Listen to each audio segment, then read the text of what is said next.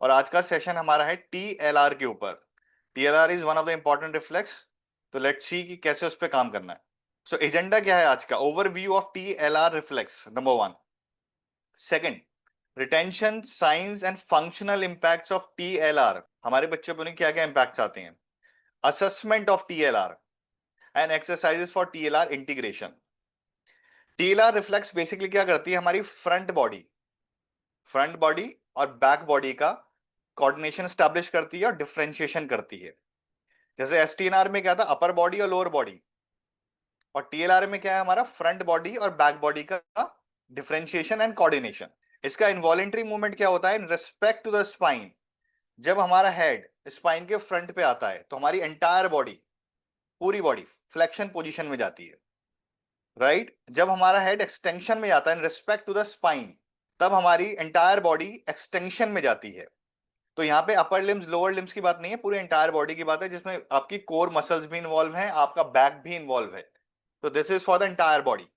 तो जब हम पूरी बॉडी की बात करते हैं तो यहीं से एक हमें बात समझ में आ रही है, जब वो TLR हमारी इंटीग्रेट हो जाती है तो उसे मसल टोन भी हमारी बेटर होती है बच्चों की। और अगर TLR का रिटेंशन रहता है तो बच्चों की मसल स्ट्रेंथ भी हमारी वीक रह जाती है।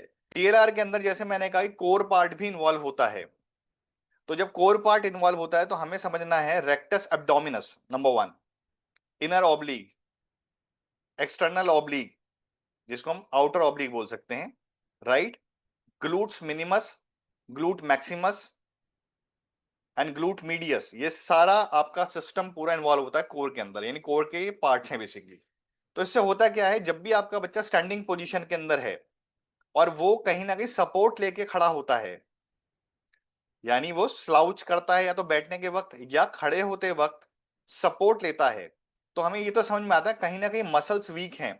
लेकिन वो कौन सी मसल्स हैं जो बच्चे को हमारे परेशान कर रही हैं, जिसकी स्ट्रेंथ नहीं दिखती? तो यानी कोर की मसल जो मैंने अभी बताई आपको, रेक्टस एब्डोमिनस यानी सिक्स पैक एब जो होती हैं बेसिकली, चाहे वो ना दिखें लेकिन होती हैं सबकी, उसके जस्ट बराबर में इनर ऑब्लिक्स होते हैं, देन एक्सटर्नल ऑब्लिक्स। थोड़ा सा आप राइट साइड पे जाएंगे, आपके लोअर बैक, आपके ग्लूट्स के पार्ट, तीन पार्ट होते हैं, मीडियस, मैक्सिमस एंड मिनिमस। तो ये सारा हमें स्ट्रेंथन करने की जरूरत है।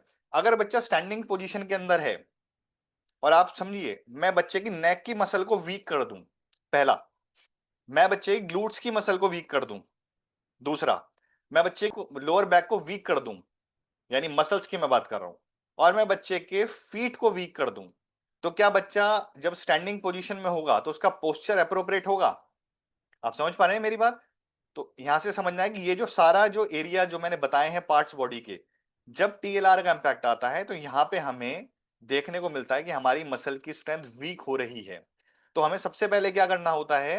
टेक्निकल पार्ट में जाने से पहले आप समझिए कि हमें ये सारे एरियाज को स्ट्रॉन्ग करना होता है। जिस बच्चे की नेक होल्डिंग नहीं आती उसकी मसल्स में कैसे वीकनेस आती है वो भी मैं आपको बताऊंगा।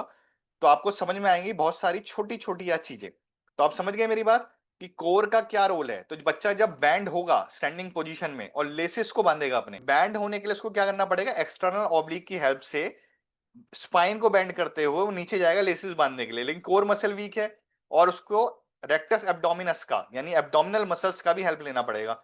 तो जो कि वीक है उसका, और वो आराम से उसको नहीं कर पाएगा। लेग स्ट्रेच करके जो टो टच वाली एक्सरसाइज होती है, जो मिड लाइन क्रॉस करके हम करते हैं, जो ट्रेडिशनल एक्सरसाइज है हमारी, वो बच्चा परफॉर्म नहीं कर पाएगा।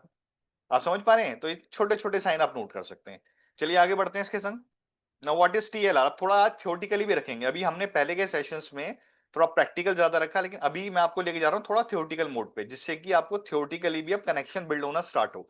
3 सेशंस हो गए, आप काफी लोग समझ गए होंगे। Tonic labyrinthine reflex is a reflex pattern that is present at birth, यानी बर्थ के समय ये रिफ्लेक्स प्रेजेंट होती है, ये आप क्लियर रखिए। And activated by the movement of head position, जो मैं आपको ऑलरेडी भी बता चुका हूं।